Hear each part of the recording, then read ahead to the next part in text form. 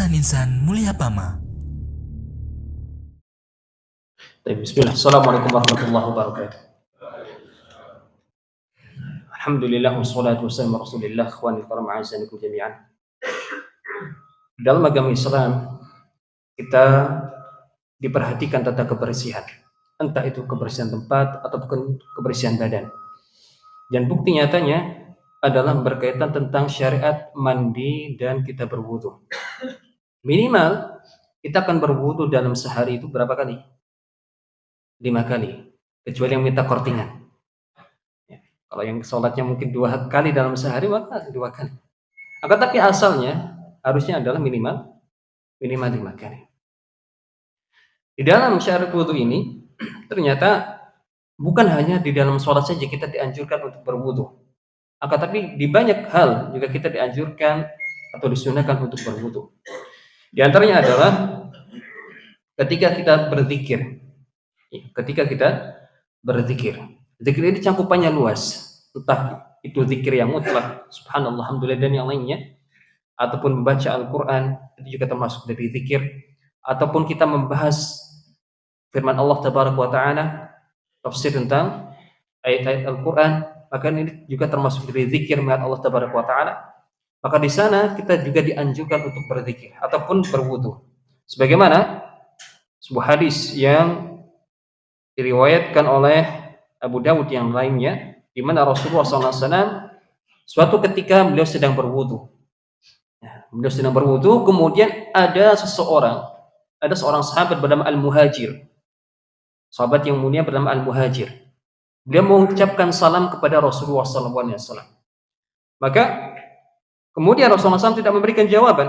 Lantas beliau mengatakan, innahu lam yamna'ni an arudda 'alaika illa anni karihtu an adhkurallaha illa 'ala taharah.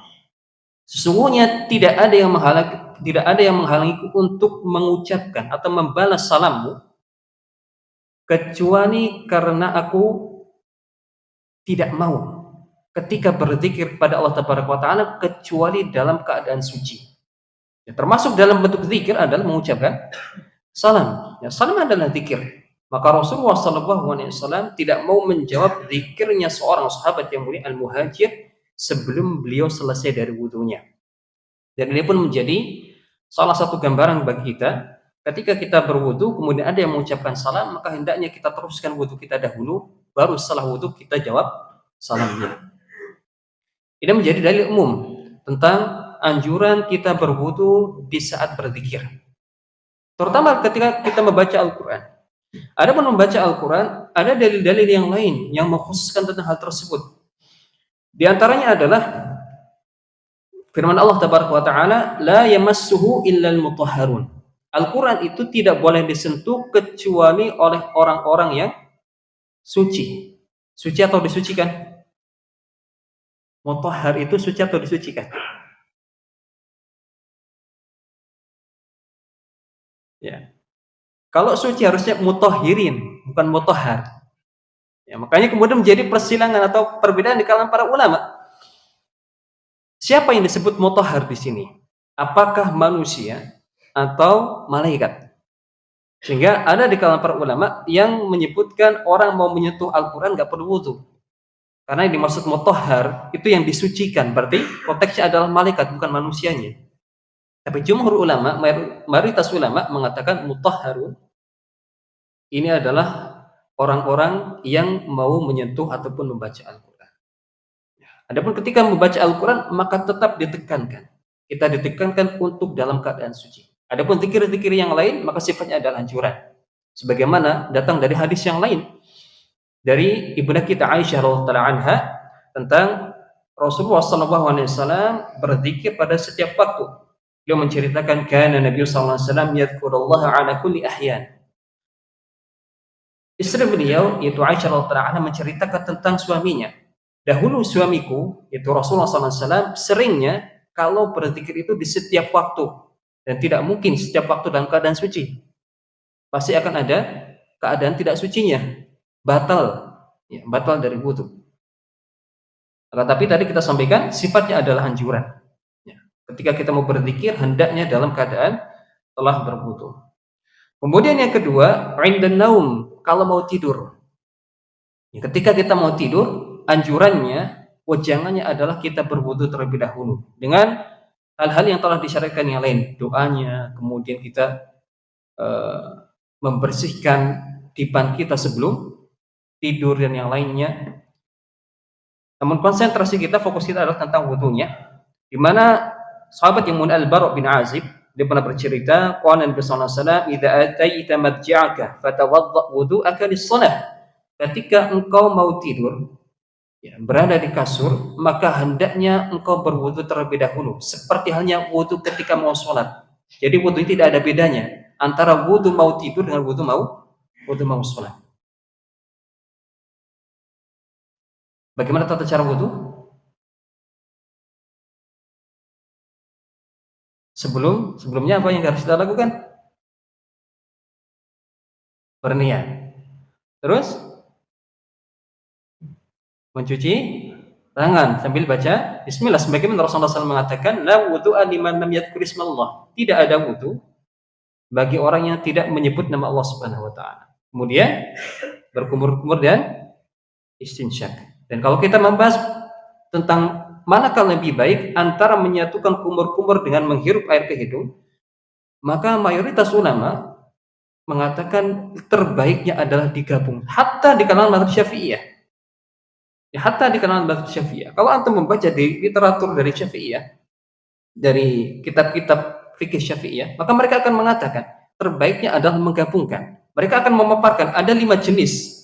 Ya, ada 5 cara di dalam madmadah dan istinsyak. Tapi kemudian closingnya, hasil akhirnya mereka tetap mengatakan lebih baiknya adalah menggabungkan antara madmadah dan istinsyak.